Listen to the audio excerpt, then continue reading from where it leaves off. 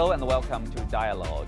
Since childhood, Chinese people have long been taught China's rich history, which dates back more than 5,000 years.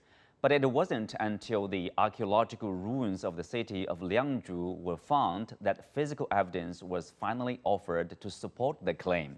But unlike other Asian civilizations now long gone, China has experienced peaks and valleys in its long history, but it has never disappeared.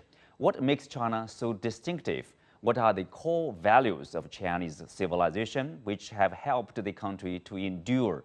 And how will these values lead the country into the future? To help us answer these questions and more, I earlier talked to Professor Wang Gungwu from the National University of Singapore. That's our topic. I'm Xu Qinduo.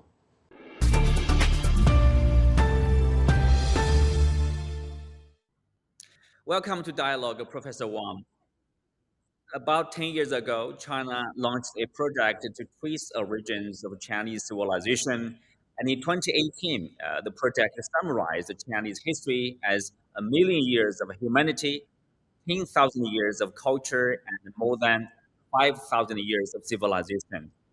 So I wonder, what is the difference between culture and civilization? How does one influence the other? I was very delighted to see that there's such a project to distinguish between cultures and civilizations. I think the two words do mean different things. To begin with, everybody has cultures. Culture. The smallest tribe to the unit in the plains or a state, or every organized group would have cultures of its own. And the idea of culture is something that belongs to you. You have culture and it's your own, and it's uniquely yours, and it helps you build your identity. Civilizations, on the other hand, is more than that. I think civilization should be described as something borderless. It has no borders because it has such quality in the ideas behind it. And it is based on literacy. You have a language that can transmit those ideas to somebody else. And that language can be learned by everybody, and you can learn it and you acquire the ideas. And for example, in the case of China, Chinese civilization was particularly, I think, great for its tremendous emphasis on good governance. That rulers should be good, they should be moral, they set an example, they care for their people, and by so doing, they produce a society that is orderly and stable and avoid disturbance and chaos. So that kind of ideal, particularly laid out by people like Confucius and his disciples, became the core of what is known as best known as Chinese civilization, at least the ancient part of it. And that part of it comes from the fact that it is literate and it has new ideas which are universal, applying to everybody, not just to people in China.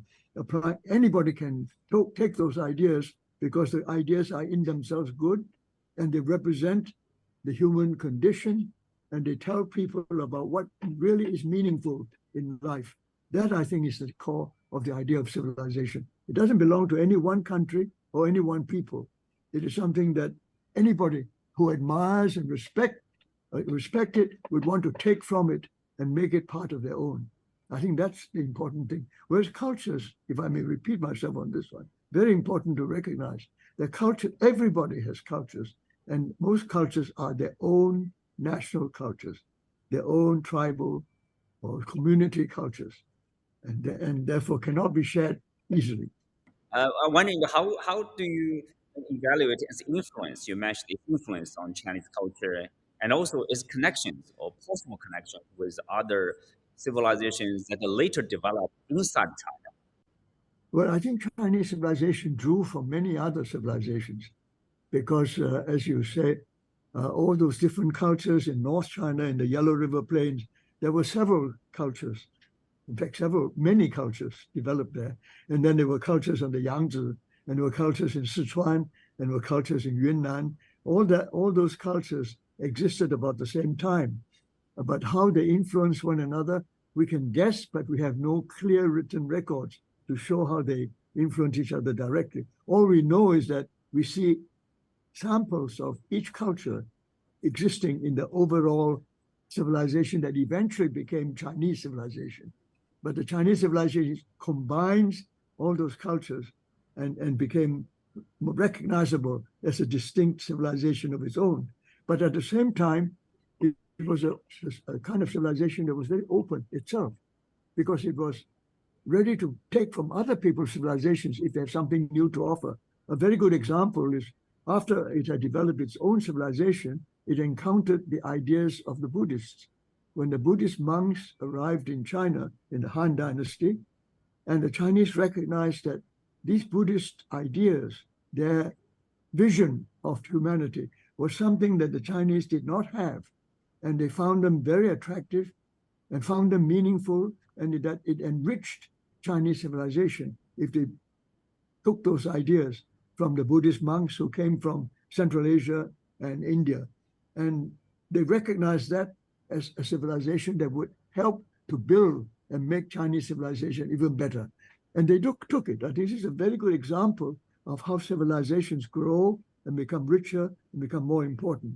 The willingness to, and the ability to recognize that some other civilization has something to offer you that makes you better. And then you recognize that, you're not afraid to take it because you have your own confidence in your own culture. You are willing to take that and use that civilization to enrich your own and give you a better civilization. And this is a very good example. So the Chinese did that. And so you can see that in terms of influences, other people who took Chinese ideas and cultures, for example, Chinese technology is one of the most remarkable things that the Chinese contributed towards world civilization. Their inventiveness, the things they made to meet their needs. They were very inventive in making things that would make agriculture better or make the rivers more controlled, or whatever they needed to do, they would find ways and means of developing new technological methods of doing that. Similarly with manufacturers, they were very early to make things, and make things which other people cannot make, and make them beautifully. I mean, that, as you know, we made silk and beautiful textiles made out of silk, brocades and so on, and of great value to other people. People came from all over the world to buy that silk. And similarly with ceramics, with the potteries that evolved out of the Neolithic and earlier ages, they developed into very fine ceramic pottery, which other people could not make. And they were really admiring Chinese techniques and the skills involved. And also that way, the Chinese also became great merchants. They were very much involved in trade and other things which enabled them to do business all over the world later on, because they made goods which are admired and very much sought after, and they were also able to develop a merchant class of people who were adventurous enough to bring these goods to other people and go out and buy other people's goods for China. But essentially, this part of it, the technological skills that the Chinese had, were quite unique to Chinese civilization. But because Chinese ideas of governance was a little bit too sophisticated, many of the smaller states elsewhere, they weren't very interested in that, and they didn't learn from that, because the Chinese idea, for example, what happened to China was an extraordinary event when, after centuries of fighting among themselves, of the Chunqiu period and the warring states, Zhangguo period, they fought among themselves. Then one of them completely unified the country, Qin Shi Huang, and became one country. Now that was exceptional, because very few other civilizations were able to do that. And we now know which are the ones that could do that. It happened in India, it happened in the Mediterranean with the Alexander's empire and the Roman Empire. So they did happen elsewhere. But the thing is that in the case of China, it happened in such a way that it stayed unified, because Qin Shi Huang was able to convey this idea of oneness, a single unified civilization, through the unification of the language. All the written languages had to be standardized into one form. They standardized everything that was necessary to make communications easier, not only communication of words, communication on the roads, communication by river or by whatever it was. It set up all these systems which enable such a large territory to be ruled under one system and to be ruled by that same system for nearly 2,000 years. Basically the same system with modifications. Now that nobody else was able to do. Nobody else in India or the Mediterranean were able to do. They all broke up into little states, one way or the other, continually fighting each other. Whereas Chancellor Huang built the idea that you don't fight each other. We make it one country, and the people within that country are ruled by one set of rules, one set of laws, one kind of governance, and responsible governance. But of course, he failed, and it was the Han Dynasty that stabilized it by bringing in a set of professional rulers, professional mandarins, who were trained to bring good governance. I mean, by Confucius and his disciples, Mencius and all that. They taught them how to provide good governance. And they were, in fact, educated to do just that. And the Han Dynasty were smart enough to make use of them to bring about the good governance that these people who are morally very upright, trained to be concerned with moral values, to work out a system of li, as it were, relationships of trust and sense of harmony, social harmony. All these ideals were brought in by the Confucians, and they made use of that, and they combined a strong legal system that provided all the rules, and then a very wise set of mandarins and skilled professional bureaucrats to actually implement and run the country. And the combination of Qin and Han became the basis of what was a unified civilization, if you like. And that because they were able to do that, that civilization remained continuous for for so long. No other civilization managed to do that, not in that way.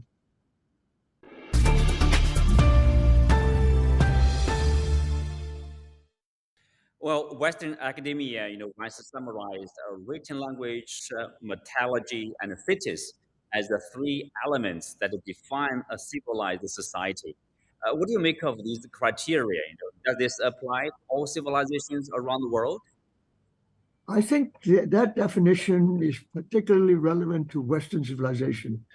It really arose from the civilizations that were developed in the Mediterranean area, in a very small sea around which there were many, many different peninsulas and peoples who each had their own cultures, and they fought each other all that time. They fought each other, and they were based on cities. Now, this is quite different from other cultures. Many other cultures are purely agricultural, purely based on life of the peasantry, and based on villages and small villages, and they have cultures of their own, but they don't depend on cities. And yet I think that you cannot say that people who are agricultural cannot produce a civilization. Whereas the Western definition in the Mediterranean area, if you look at the city-states of the Greece or the Greeks, and later on spread right around the coast of the Mediterranean, all those people had some kind of urban centers, from the Egyptian to the Tigris, Euphrates, Mesopotamian cultures, to the Greek and the Persian. All of them had some connection with cities. Whereas I think if you look at the Asian examples, like those of India or China, cities were not that important. What was important were the underlying ideals, the vision of the future, the idea of what is really meaningful for mankind. That was the emphasis on that. And that is the basis, to my mind. That is the basis of a civilization. Brilliant ideas that attract other people and are admired and respected, and people draw from it, inspiring them to develop their own cultures. And therefore, that definition that you read out to me, I would say is more accurately describes the Mediterranean civilizations that depended on city-states, and they fought each other to determine whose civilization should be more important. So the unification or unified civilization plays an important role in ensuring this, undisrupted, let's say, civilization, probably the only one recognized by most of the people, that China is the only continuous civilization in the world, that's mostly about continuity, but also about the unified sense of civilization. I think that is a truly unique part of Chinese civilization, and that is their sense of the past, lessons from the past. So they develop a sense about retaining documents, records of the past, what we call 史. I mean, I know 史 is translated today as history, but I think that's not the correct translation. What it means is documents, keeping the records. Selecting those records would tell us how governments should be run, what is good governance, what you should do and what you should not do, the lessons of the past. And you keep the record so that future generations of mandarins and scholars and the bureaucrats can learn from the past, not to make the same mistakes, but do all the right things, the good things. And that record, the set of records, which they chose from Sima Qian's Shi Ji as the first of its kind, they chose that, and that became the model for people like Bangu to produce the Hanshu. And after that, after Shi Ji and Hanshu, it became a tradition. And the sense of continuity comes from the fact that every dynasty had the responsibility to keep the records, organize them, and present them in such a way that the future dynasties will learn from the past and produce good governance, at least understand the principles of good governance and not make any mistake, and learn from the mistakes as well. And when you do that, dynasty after dynasty, and climax came from the Tang dynasty, when the Tang dynasty set up a documents office, a shi office, especially for collecting these records very carefully, and then editing them as they go along, picking the best of them that will provide the answers for good governance, and then putting them together. And it was the Tang dynasty that arranged all those old histories and made them into a continuous history, one following the other. After Qian Han, He Han, and then your Sanguo, and even after the division, the end of the Han dynasty, they were able to say they were also continuous, whether they were not even Chinese, and they were the Xianbei people who conquered North China. They are Turkic people, actually, Turkic people who conquered North China, but they became Chinese. They also recorded the Wei Shu, and then the Bei Chao, several dynastic histories, and the Nan Chao. All of that was pulled together by the Tang dynasty to make a continuous story. So the Tang dynasty brought this to a climax and made this into the basis of a sense of continuity, which they never lost. After that, every dynasty had the responsibility of producing one to help the future.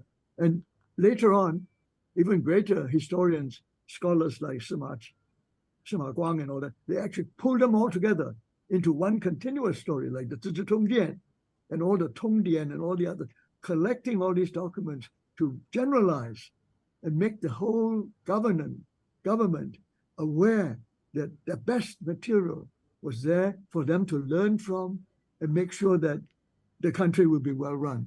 And that sense of continuity came from this Shi. Mm-hmm. Professor Wang, if we all agree upon this, long continuity of the Chinese culture, and then people would question, how innovative is the Chinese civilization? How do you compare the innovation of Chinese civilization to other civilizations, for example? Well, innovation is always linked to necessity and what is necessary, what is needed. When you need something, then you have to use your thinking, where you put on your thinking cap and find ways of solving a problem. I think the Chinese were good at that. Because underlying this philosophy is basically a very practical mind. I mean, to produce good governance is not just an ideal, it's a practical thing. Because you produce good government, everybody's happy, and you have no trouble. Nobody is killing each other. Nobody is creating trouble. So it's a very high ideal, but it's a very practical, you do practical things. So this practical attitude towards any problem is a specific problem, you find a way to solve it. But particularly strong in the Chinese whole approach is to find a technical solution. to find ways and means instrumentally to solve a problem. They're not that interested in theoretical, ideological, or purely philosophical things. They're much more interested, and in the civilization shows it. They look for practical ways. How do we make the plants grow better? How do we make the rivers not flood and create tremendous damage? All these are practical, almost engineering projects. And the Chinese were very early as engineers, you might say, hydraulic engineers. They were already, right at the beginning from Xiaoyu, he was already an engineer. And that engineering mentality, that tremendous capacity to understand, to look for a technological solution to a specific problem has made the Chinese particularly innovative. I mean, when they invent paper, why did they do that? They're looking for ways and means of saving the trouble of every time having to carve things onto bamboo shoots. It's so much hard work. So they're looking for something. Paper, so much easier. A pen and ink, so much easier. So each time they were looking for ways of getting things done in a better way, but in a very practical, down-to-earth, and using empirical methods to achieve results. And I think this is the source of Chinese inventiveness, and they remain inventive down to the present, if they're given sufficient encouragement and if there's necessity to invent something new. But they're not that interested in theoretical stuff, which is why they did not develop the ideals of science as the Western ideas of science is much more concerned with theory and start with theory. The Chinese one is technology, doing things, solving a problem. That's their approach. Mm-hmm. Different kind of pragmatic. Earlier you mentioned about the unification of the Chinese civilization. I wonder, how do you understand and approach the topic or the Taiwan question, from the perspective of this unified Chinese civilization? Well, I think there's no doubt that the people of Taiwan, for example, have produced some very fine scholars who have maintained a love and devotion and dedication to the transmission of Chinese traditional scholarship. I mean, they're scholars who work in the classics and history and literature and all the other issues from traditional China. They have been very good scholars. So there's no doubt that they identify with that. They also have looked after very well all the palace museum collection that they took from Beijing to Taipei. They are very proud of it. They really love it. They want to show everybody this is Chinese civilization. So I don't think there's any doubt about their dedication to Chinese civilization. So at the moment, we are talking about a political problem of the 21st century. It's a different kind of problem. It has nothing to do with civilization.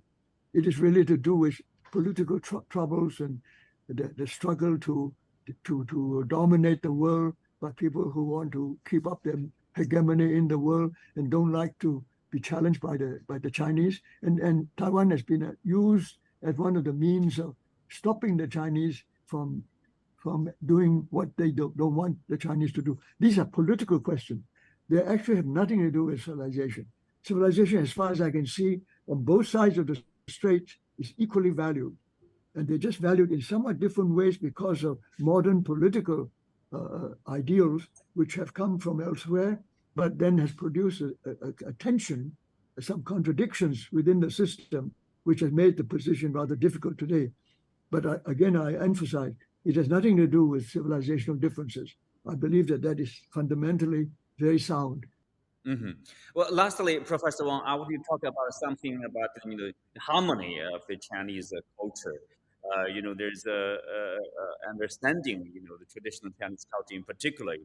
People say, the harmony in balancing relationship between humanity and the universe. For example, the emperor and the people. And if you look at the Forbidden City, the Gugong, for example, there are 3 palaces, with the name of I would say stress on this, Taihe, Zhonghe, and Baohe. It's all about harmony, all about the peace. Tell us about this cultural implication. Well, I mean, these are, when they were expressed, they were at the time of the Ming Dynasty, when Emperor Yongle moved the capital from Nanjing to Beijing.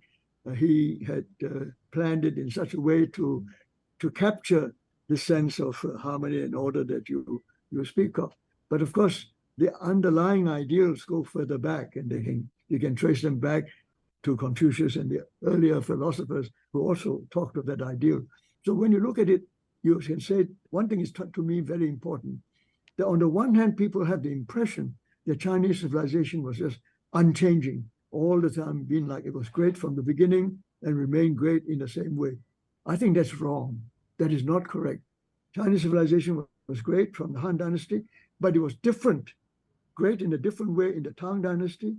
In the Song Dynasty, they were not great in that sense. They were great philosophically. They turned to something else. I mean, Neo-Confucianism and all the brilliant ideas that came out of the reinterpretation of the classics and so on came out of the Song Dynasty. But in terms of architecture and all these other things, they probably could not match the previous dynasties or be as good as what Yongle Emperor was able to do. And Yongle Emperor, when you look at what he actually did, he was to some extent influenced by what the Mongols did in Beijing. And the Mongols had a different idea when they built Beijing as a capital under Kublai Khan. He also introduced ideas from outside of China, which Yongle accepted. You remember, Yongle himself was a Prince of Yan in Beijing for many, many years before he became emperor. His father sent him there. So he understood and really appreciated what the Mongols, the Yuan dynasty, had created in Beijing.